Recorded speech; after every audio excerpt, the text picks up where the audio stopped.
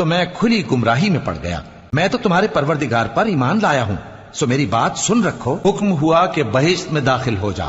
بولا کاش میری قوم کو پتا چل جائے کہ میرے رب نے مجھے بخش دیا اور مجھے عزت والوں میں شامل کیا.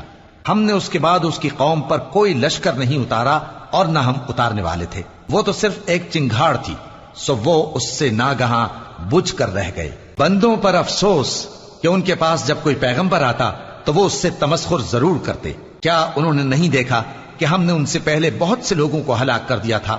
اب وہ ان کی طرف لوٹ کر نہیں آئیں گے. اور ایک نشانی ان کے لیے زمین مردہ ہے کہ ہم نے اس کو زندہ کیا اور اس میں سے اناج اگایا، پھر یہ اس میں سے کھاتے ہیں، اور اس میں کھجوروں اور انگوروں کے باغ پیدا کیے اور اس میں چشمے جاری کر دیے تاکہ یہ ان باغوں کے پھل کھائیں، اور ان کے ہاتھوں نے تو ان کو نہیں بنایا.